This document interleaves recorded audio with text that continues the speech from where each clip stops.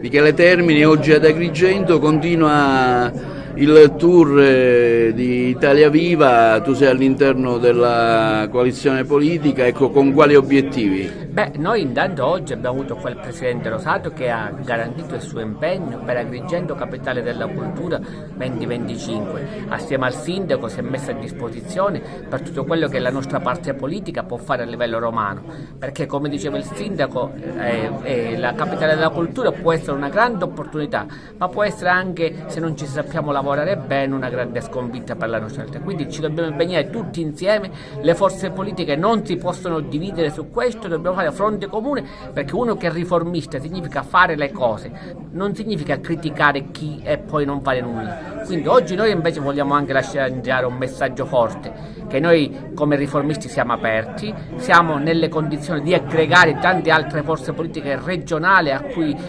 noi ci facciamo riferimento, però diciamo una cosa, per noi siamo contro i populisti e contro i sovranisti, quindi per noi il nostro obiettivo è la moderazione e la programmazione, perché se noi programmiamo realizziamo. Voglio solo ricordare che l'ultima opera pubblica in questa provincia è stata fatta 20 anni fa con la 640. Oggi abbiamo la capitale della cultura e o diventa un grande cantiere per tutta la provincia o sarà un'occasione persa. Dipenderà da noi, non dipende da altri.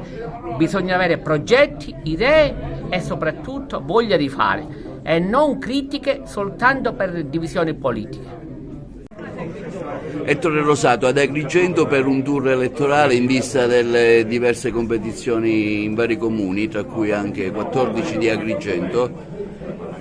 Sì, un tour per la competizione elettorale, ma anche un tour per incontrare gli amici amministratori, per ragionare con il sindaco sulla città della cultura, per ragionare con chi ha una grande responsabilità, che è quella di spendere bene le risorse del PNRR. Non perdiamo queste occasioni, guardiamo quanti problemi e quante opportunità ci sono da cogliere. La responsabilità della politica oggi non è quella di discutere, è quello di fare, di mettersi i guanti da lavoro e di cominciare a fare le cose che sono ancora ferme. Ce ne sono parecchie ferme in questa terra, che è una grande terra di opportunità, con anche dei problemi da affrontare, anche i problemi. Noi siamo a disposizione per dare una mano, a cominciare da dare una mano seriamente alla Regione e al Comune. Lei parlava di terzo polo nel suo intervento, di una terza via, una sinistra, i grillini troppo appiattiti sulle loro posizioni, e quale sarà il vero ruolo che avete come terzo polo, anche se già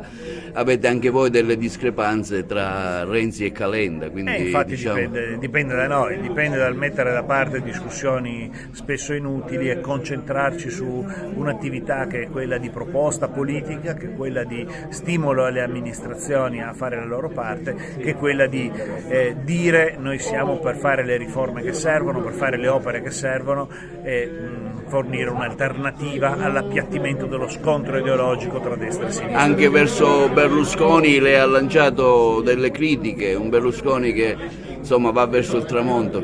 No, non sono critiche, è una constatazione. Berlusconi è stato un rappresentante importantissimo della politica in questo paese, è stato un Presidente del Consiglio molto longevo, ha fatto e continua a svolgere un ruolo importante nella politica italiana. Certo, alla sua età comincerà anche lui a non poter essere più quello che progetta i prossimi 20 anni di futuro dell'area moderata, e io penso che in questo noi dobbiamo essere capaci di cogliere in quel pezzo dell'elettorato una opportunità su cui incidere. Dopodiché auguri a Berlusconi che faccia politica per altri 20 anni, sarà un competitor sempre importante, anche un alleato in maniera importante da qualche parte. Confidiamo che un'area moderata che sta al centro, che sta nel centro-destra, che sta nel centro-sinistra possa dialogare sempre. E che magari vada verso il vostro polo. Che magari possiamo ragionare insieme, possiamo lavorare insieme. Io non penso mai di avere un'idea migliore per definizione sempre degli altri. Penso che però dal confronto delle nostre proposte, dal confronto delle nostre idee, se hai delle fondamenta che sono basi anche comuni, puoi sicuramente trarre fuori qualcosa di buono.